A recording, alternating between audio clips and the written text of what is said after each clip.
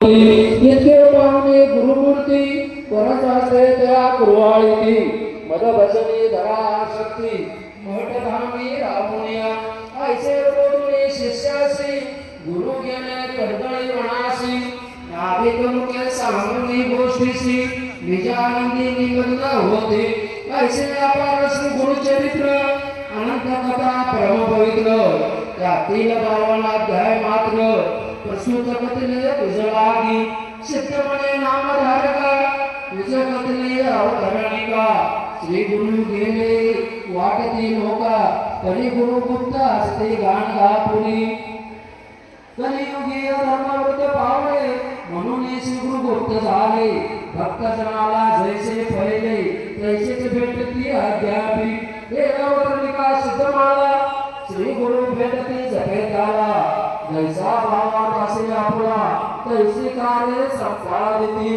पूर्वी ऐकले असेल काही त्याते तात्काळील ध्यानी इतराईच्या वेळमणी श्री गुरु चित्र श्रवणाची ऐसे अवतरणिका जाण तुझ गती कधी कथाची गुण निश्चय सतत स्मरणा एका मुखमे स्मरती ऐसे होते शुद्धमुळे नामधारक लागे चरणी विनती से कर जोडणी तुझे वचने सर्व सिद्धी आता असे विनवणी श्री गुरु सत्ता पारायणी किती वाचावे प्रतिदिनी हे मज सांगा श्री गुरुराया सिद्धमाने नामधारका तुला प्रश्न केला निका अवश्य स्नान संध्या करून पुस्तक वाचावयाचे स्थान रंगलादी शोभा करावी देशकालादी संकल्प करून पुस्तक रूपी श्री गुरुचे पूजन यथोपचार करून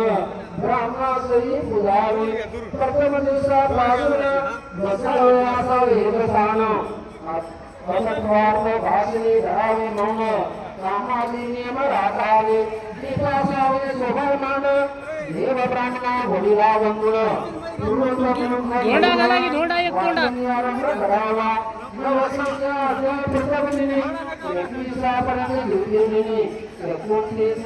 दिवाळीचा धोंडा तोंडात घाला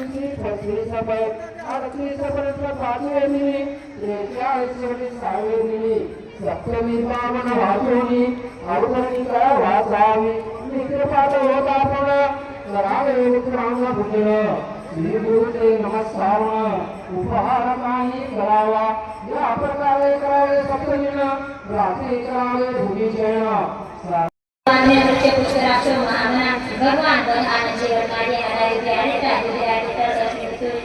सरळ विष्णु गतित समा सुंदरमा खंड परशु तारुण्य दलिन प्रमदा दिवस प्रति श्रमर ध्यान व्यासी वाचस्पति रविनिजा विसामा सामदा समाज देशर दीक्षक संन्यास चिन्वा शांतो निष्ठा शांति परायण सुलगाम सुलगम शांति पश्चात मुला दुलेशिया गोइता भक्ति भक्ता क्षमा सुरक्षिया रत्ना संचकार आदिरा चोरी गुणे सूर्यजनी करा लोकात मात्र कशा केशवा केशहा हरे गुरु आनंद धनज्ञा प्रमंगराजना प्रमंगराजना ब्राह्मी ब्रह्मो समर्थ गुरुमाऊली की जय महालक्ष्मी महासरस्वती राजराजेश्वरी आई सारे हेलो शर्मा माता की जय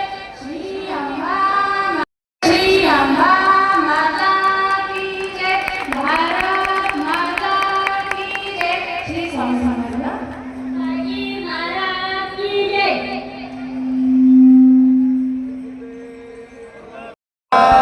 दत्तात्री महाराज की जय आपली अंशया माता की जय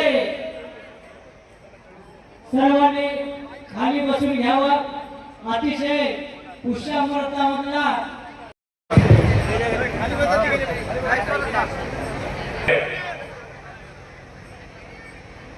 बाळगी महाराजांचं सामूहिक श्री गुरुचरित्र पारायण सोहळा व धोंडे जेवणाचा कार्यक्रम या ठिकाणी पार पडला आहे। या प्रसंगी व्यासपीठावर उपस्थित असलेले सर्व गुरुवर्य नारायणगिरी महाराज मोठ्या उपस्थित संख्येने असलेले भक्तगण, मोठ्या संख्येने उपस्थित असलेल्या माता भगिनी, मागे 4 महिन्यापूर्वी या ठिकाणी महाराज आपलं एक मोठा भव्य कार्यक्रम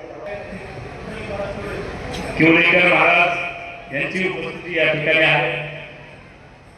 मला आठवतं 4-5 महिन्यापूर्वी किवलेकर महाराजांनी संत संमेलन या ठिकाणी घेतलं होतं आणि त्या संत संमेलनाला मी या ठिकाणी उपस्थित होतो. महाराजांनी मागणी केली की या ठिकाणी एक चांगलं सभागृह या ठिकाणी झालं पाहिजे. आज एवढ्या भक्त मंडळीच्या सहकार्याने एवढं मोठं मंदिर बाळगीर महाराजांचं या ठिकाणी 2-2.5 कोटी रुपयाचं तयार होता. श्री क्षेत्र राहेरच्या या पावन भूमीमध्ये येणाऱ्या काळामध्ये महाकुंभ मेळावा आपल्याला या ठिकाणी घ्यायचा. त्या उद्देशाने बरेच भौतिक सुविधा या ठिकाणी निर्माण झाल्या पाहिजे. महाराजांनी आशा केली की बरेच गंगा घाट असेल, येणारा रस्ता असेल, येणाऱ्या भाविक भक्तांना सुविधेसाठी बऱ्याच गोष्टी या ठिकाणी गरजेच्या आहेत. आणि महाराजांनी मला मागणी केली की आपण या ठिकाणी भक्त निवासासाठी निधी द्यावा आपल्या खासदारांनी. आणि त्याच वेळेस मी जाहीर केलं होतं 3 महिन्यापूर्वी की स्वर्गीय खासदार वसंतरावजी चव्हाण यांच्या स्मरणार्थामध्ये एक 75 लाखाचं मी या ठिकाणी चांगलंच भक्त निवास या ठिकाणी बांधून देणार. आणि महाराजांना म्हणलं की बाबा मी एकटाच खासदार आहे, काँग्रेसचा कोणी आमदार नाही आणि जिल्ह्यामध्ये मला सगळीकडे निधी द्यावा लागतोय, त्यामुळं फक्त मला टप्पे द्यायची तुम्ही परवानगी द्या. त्यामुळं पहिला टप्पा जो 25 लाखाचा आहे ते पत्र मी आज आपल्या सर्वांच्या साक्षीने महाराजांकडे दिलं. आणि येणाऱ्या 10-15 दिवसात त्या भक्त निवासाचं पहिल्या टप्प्याचं काम चालू होईल. पुढच्या टप्प्याचे पत्र मी लागलीच महाराजांना येणाऱ्या काळामध्ये देणार आहे. आणि निश्चितच बाळगीर महाराजांची ही पावनभूमी या ठिकाणी राहेर नायगाव तालुक्यातच नाही की संपूर्ण नांदेड जिल्हा असेल, महाराष्ट्रामध्ये सर्वदूर प्रसिद्धी झाली पाहिजे. कारण मागे जेव्हा 10-12 वर्षाखाली आम्ही या ठिकाणी आलो होतो तर बाळगीर महाराजांचं जे जन्मस्थान प्रत्येक पाठी होती आणि या ठिकाणी झोपडी होती. हे सर्व जुनं गाव या ठिकाणी होतं. आम्ही म्हणजे स्वर्गीय वसंतरावजी चव्हाण साहेबांनी चंद्रशेखर महाराज देगलूरकर यांच्या निमित्ताने या ठिकाणी भंडारा केला होता आणि त्या निमित्ताने महाराज आम्ही या ठिकाणी जुन्या गावात आलो.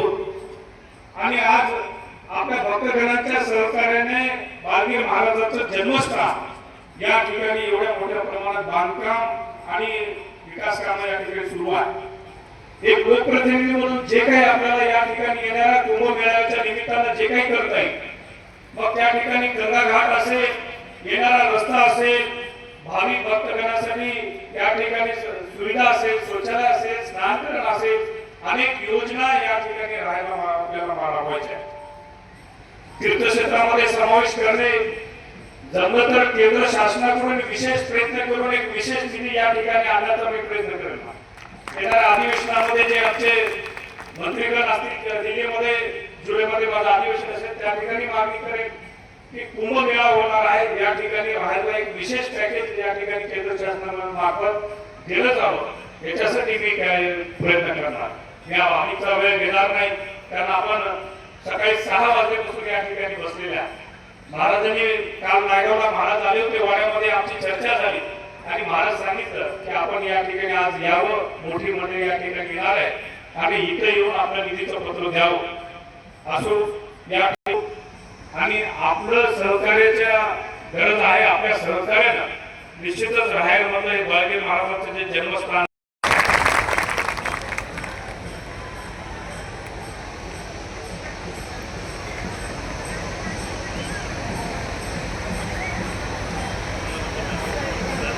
महाराज यांचे जन्मस्थान आहे. आणि आता आपण भौतिक दृष्टिकोनातून पाहिलं तर महाराजांना जाऊन किमान 76-77 वर्ष झाली असतील.